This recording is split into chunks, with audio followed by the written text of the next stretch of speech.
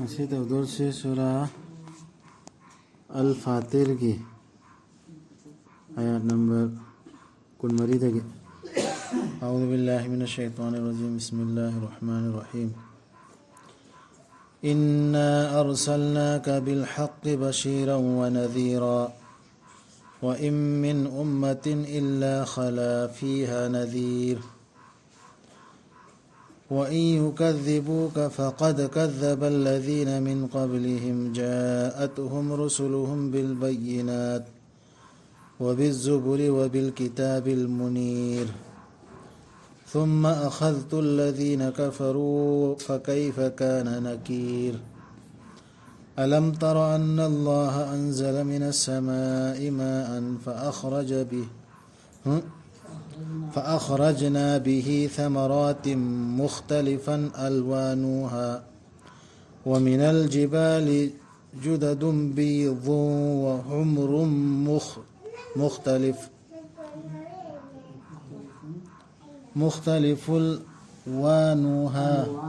ألوانها وغرابيب سود ومن الناس والدواب والأنعام مختلف ألوانه كذلك إنما يخشى الله من عباده العلماء إن الله عزيز غفور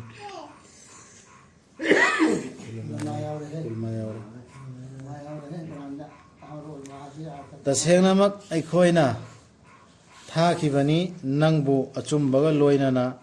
ꯍꯔꯥꯎ ꯄꯥꯎ ꯄꯤꯕ ꯑꯃꯁꯨꯡ ꯄꯥꯎꯃꯦꯟꯕ ꯑꯃ ꯑꯣꯏꯅ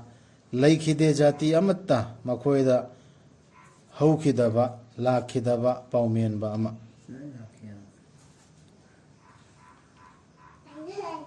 ꯑꯗꯨꯅ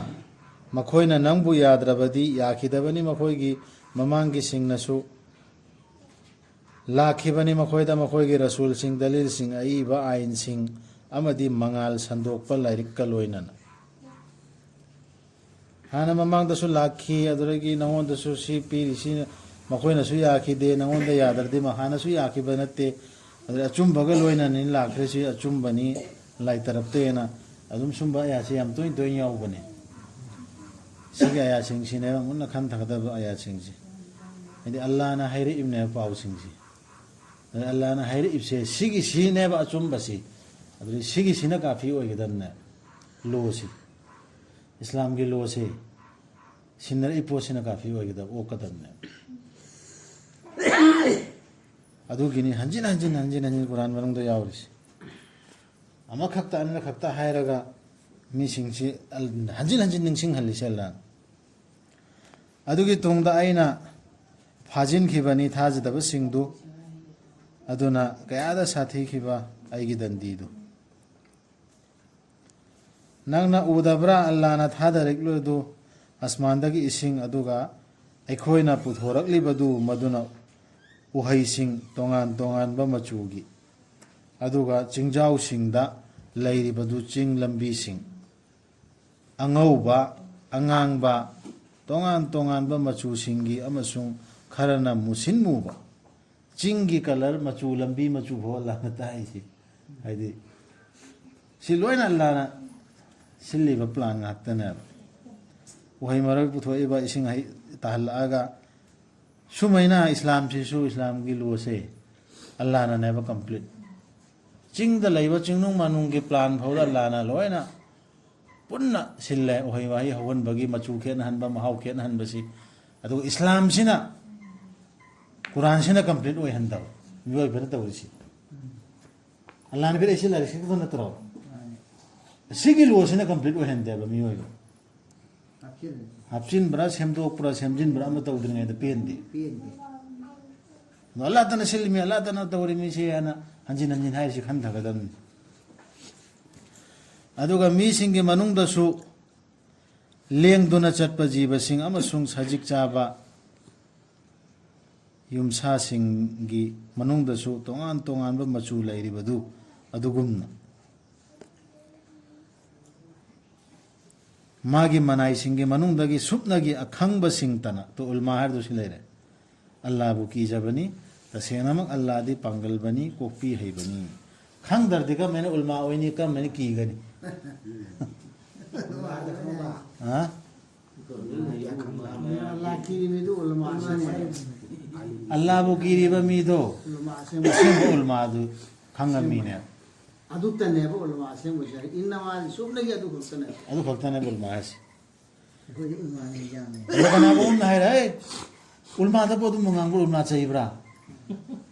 उलमा हर सिकाई नो खाली टोपी उपगा कुर्ता ले लगा कोई खाक्सी लगा कोई एप खंग दे तौरगा फिगर से मा लाकुदु उलमा ने न खल्ले अदुगा मंगोदा कइगुम हंगतन माय अरान बम हाइरोदी उलमा दा बोदु मैना हाइबा कुंबाना अदा कुरान दा हाइरदी उलमा दे अदु सुन्नत सिरा हाइरदी खंगबा तसेनमा अल्लाह की लाइरिक थी थबसिंग नमाज पुखचबसिंग अदुगा अल्लाह न मखोयदा पिबी खिबदुदगी लोना मसुंग फोंगा खर्च तौब सिंगदुना असा तौजबा याय मांगबा लैत्रबा कारबार अमगी सुमांग मांगबा लैरोयदबा कारबार से दुनिया गिदि मांगबा याविदना अमतंग मुटपा मांगबा अमग हेक दसा ताबा यावद्रो सिगी कारबार सिदी सुमांग मांगबा लैरोयदबा कारबार ने हैरि दिन दा लान है याबा अल्लाह न हाइबा यार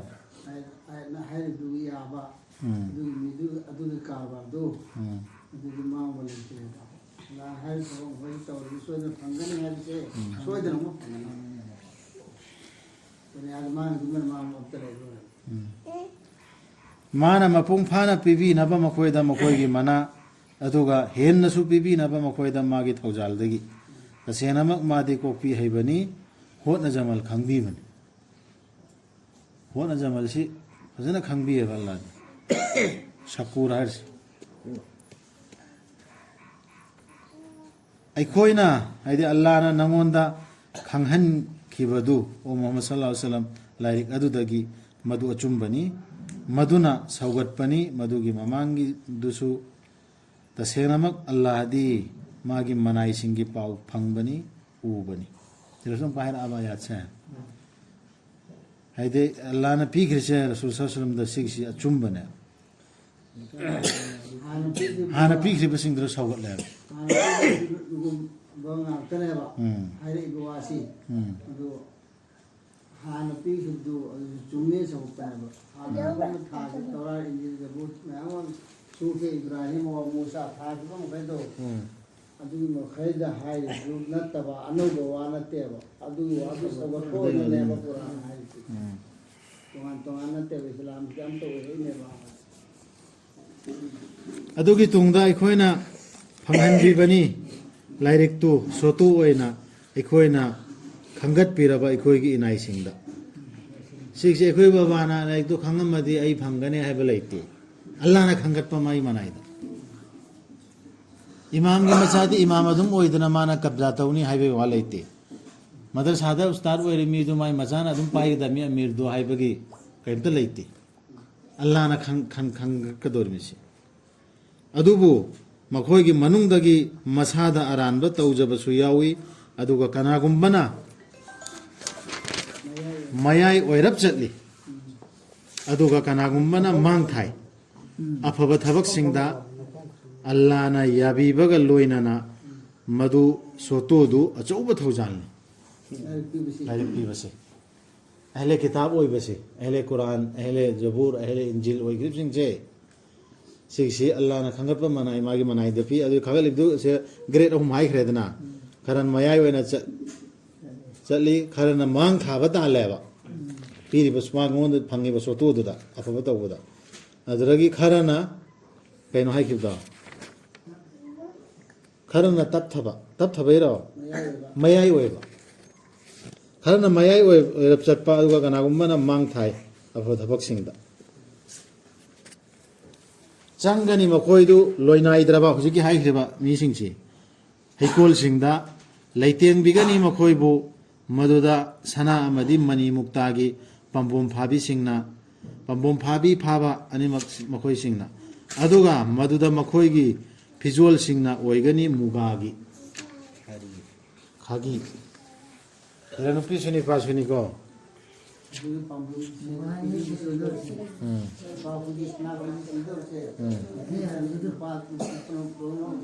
पुन्नन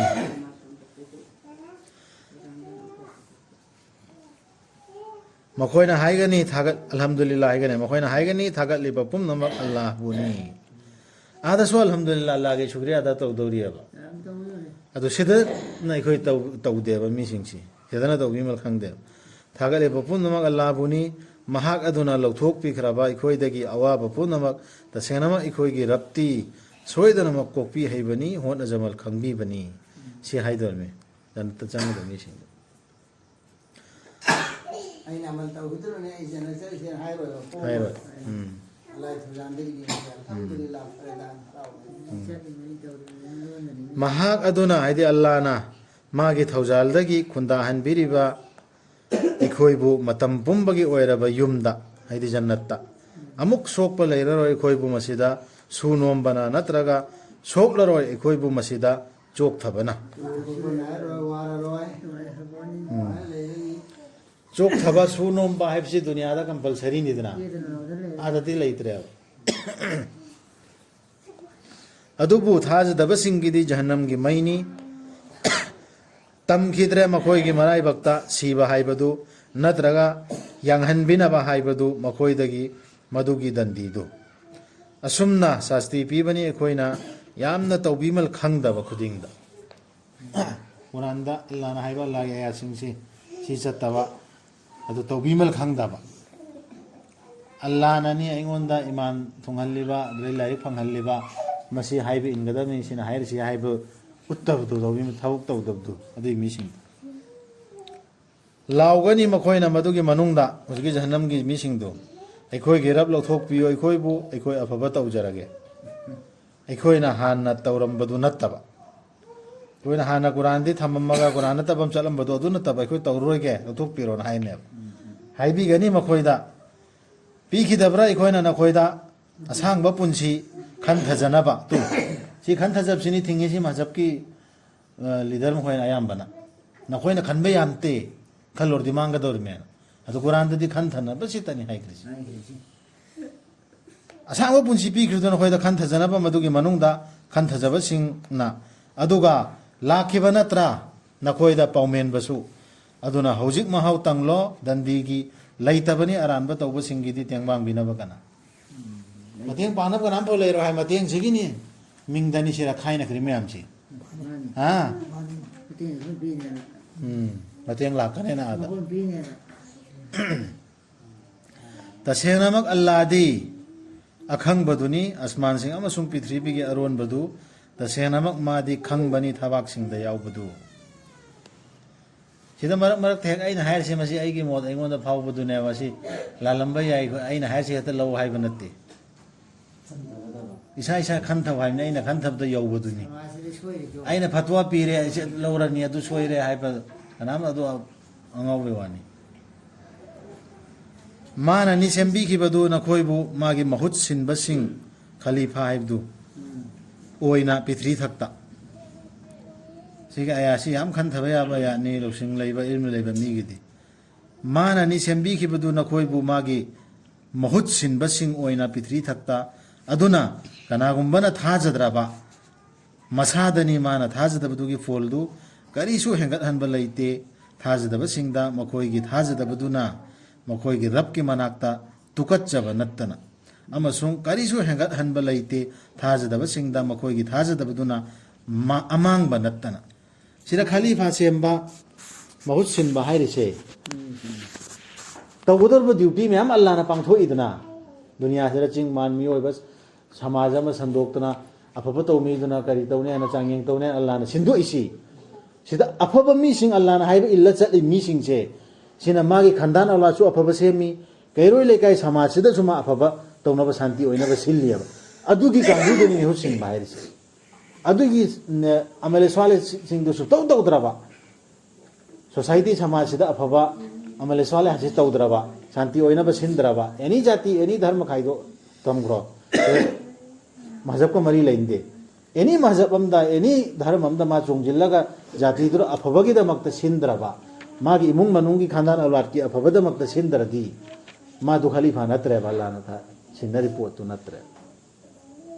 आई इमुंग मनुंगदा आई इसा इसु जरा सुनो से सोइरे सोइदौरे ना सेनरिबा सेमना होनरिबा कैरो लेकाइदा करी अमांग बम लाई हाइबदा कैगुम मीटिंग अमदा फनबगी खंगसी अदुदा अफब पोइनम थनमद्रबा अल्लाह ना तागक पाया अमत सिलगा चोंजिलगा याउददना अदरै लापथोकता लेरदि मा खलीफा करमै चंदुर बहुत सिंह दुगा मैं ओइदर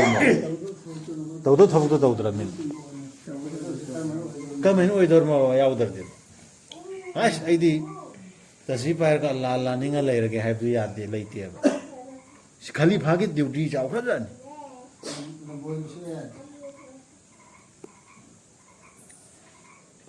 ayo hayo Muhammad sallallahu alaihi wasallam nakoi urabra lai singdu nakoi na kaujari badu Allah bu thamlaga uhallu aingonda makoi na kari sem khrabage haibadu prithvi dagi natraga makoi gi saruk yaubra asman singda natraga di aikoi na pikhibra makoi da lairik ama aduna makoi na leplibra dalil amada madudagi नत्ते आरान बताऊ बसिंगना तौनबा नत्ते तौनबा नत्ते वादा मकोई खरना खरदा लौनम नत्तन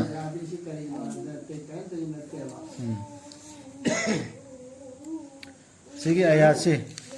थांगना हेता लाइसी खलीफा की मतांग हाइग्रा मतुंगदा news सिनबा दुनियादा पांथोकदबा अमल सिंधुई मकाद direct सी लाइसी सी खन थगदम मरु या थंगना से लाइसी हाइदे एखोना कना उम उदुमेना लुचिंगबम लेरे लीडर अमा लेकाई सिगी नमाजुल लेतन सोनबा मयामद कुरान की दावत सुपीबा अदरगी सोसाइटी सिरम अमोर अकाई दई संदोना सुकन होना जबा अवोई बगी मासी कुरान द चलगा फजन होना दन चटपा मा अदुगी मी दुसु हेता एखोइना आयोना थांगत बसु यादे मी खुदमकी दायित्व नेबसी मी हम खक्तै नतेबा मी पुंबगी दायित्व ने इमुंगदा लेरेबा मेंबर खुदमकी दायित्व नुपी गिसु दायित्व निपा गिसु माना पाई खरदी ओ मानी मानी मानी माना हरदी लोइरे हाइबा नत्तब मी खुदमक नुपी गिसु मागी दायित्व लै खलीफा की दायित्व निपा गिसु लै अमन अमगी लोइनमक जिम्मेदारी अदो एखोइने हेता पीरम खंगलगा माना हाइ खरदी लोइरे हाइबद्रो चत्तना भाई वखान फाउदनिको मखाद लाइबा याची तसेनमक अल्लाहना पाइबी बनी आसमान सिंह अमसुंग पृथ्वी बु मखोइना मथौ लेपखिदनबा मखोइना लेपखरबदी ngamloi makoi bu phajinba kana amatanasu madugi matungda tasenamak madi matam khudingda khangbi haibani kokpi haibani yam maru oiba yam khanthaba ya ba ya tanasi punna khanthagadan isa isa mayam munna khanthagadan paraga makhoina sakhi Allah panduna makhoi akanba wasak madudi makhoi da laklam labadi paumen ba ama makhoi oiram gadabani khwaidagi lamjing phangba atai jati singdagi adubu lakheba matamdadi makhoi da paumen ba ama maduna karisu hengat hanba laikide makhoi da yaningdana onthokhiba nattana chenthokhiba nattana araki mi singdu hujiksu ekhoi karigumba function ama dharme matang da oiro ekhoi ki club ki matang do ro naina seba aphaba wa ama adro Allah na hair iba paigambar na hair iba ayasi ama pujillaga haudu owa de aina na ta sumaina si matang da si hairi ne sumai to si ne khoi phanaba sina santi oigida me na hair kan da ne chen ga ne ba mi khar de adrogi uru laidana santi di purna ne lawa ne ba han de hairam ga ne ba khoi dei santi phagadab tu khoi dei phagadab tu to si na ado khoi dei phagadab aya lam thammo ba sim batung ina tawra se na adro chelakka ne दुकारिगिनो माइ थमोय द कनागुंबा मा अल्लाह न तब तोपा मा लुमना लैबा अमा अदरे अमना हाइर इब पोसे अल्लाह दैनी अल्लाह की कुरान दैनी हाइबदु खंगदबदगी चिंगनबा ने अदरगी माइ थमोय द अतोपा लाय अमा लैबदगी अनि सि लंबी अनि लैबदे ओइगले Are no kian han hai ko. Karam chin no le train han hai ko. Inna kane. नत्रगा मुमा चेन गद्राबा मैं ममांग थम आगे खल्लो मथंत त थमें खल्लो चेन बहुंदे Kari na do istighfaran fil ar. दुनिया सिरा पोंगथोक चाउथोकपा Kabul taw तकब्बुर तौबा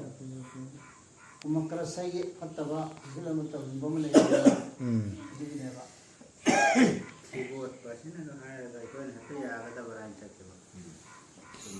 लमकेत लमहाइना पिथरी थक्ता अमसुंग फत्तब सरौ तौदुना अदुबु कनाबुसु क्वेश्चन बनते फत्तब सरौना मदुगी मीसिंग दुबु नत्तना तौरी मीदु मसा नत्तना अदुना मसा थुनेबा अदुना मखोइना करी गाइदेबगे थौदौदु नत्तना थाइनगी मीसिंगी हाना थोकिबा अजाब मैमदु अल्लाहना तुमना तुम लो थोकिबदु अदु नत्तना करीनो मोहन गाइरिसि अदुबु नंगना कैदौनंदसु फंगलोय अल्लाहगे थौदौदा अवोनबा अमत्ता नत्रगा नंगना कैदौनंदसु फंगलोय अल्लाहगे थौदौदा अहोंगबा अमत्ता अल्लाहगे सुन्नत मोहम्मद मतौसे हांदै चथरै सिंगदु नोगी कोमदा आतकी कोमदा समुद्दा इब्राहिम गेदा मुसागी दा चथकी मे हमदो सुबों होंगोया हुजिकसु सिदै थैदन चेन बम्मी सिदै यादरे खल्लोने लाकने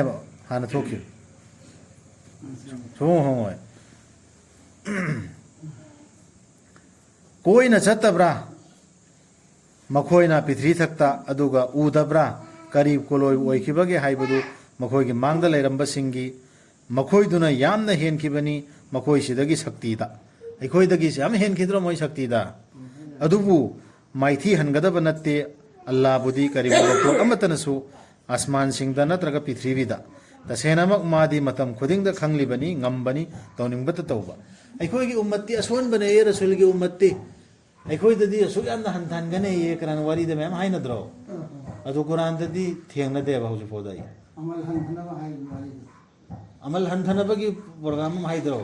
हेक्ता सोलुसु खैक्ता अखोइगी अदुगा मानहनगने ना सिददी अल्लाह ना हाइर सिदे उयंद्रन होय हाना करी थोकी ना होय देन कनब सिंगी अल्लाह की सुन्नत सुबंग होंग हाइरी लुगराई दगा मैंने हनथदोर मुखंग दे अल्लाह के इंसाफ से चुमदा ले बहाना तौफीक जब मानन पीने भाभी बतारम लबदी में ओइ बबु अल्लाह ना तो सिले रे अल्लाह की रहीम गफूर ओइ बगी भाभी बतारम लबदी में ओइ बबु अल्लाह ना मखोइना तानसिनजबा अदुगी माना थनम नरोइदबनी मसीगी पृथ्वीगी मनम द जीवा मत केहु भागला दे हम बोले हम बोलिंग होय तौन मसुम माना थिन थानबीबनी मखोइबु कखेबा मतम अमफाव अदुबु मखोइगी मतमदु मखोइदा लाक्लबा मतमददी तसेंगनमक मखोइना खंगलक्कनी अल्लाहदी मतम खुदिंगदा मागी मनाइसिंगबु उबनी हाइबदु मतमदु लापकाने खंग अने खुदक यारो दो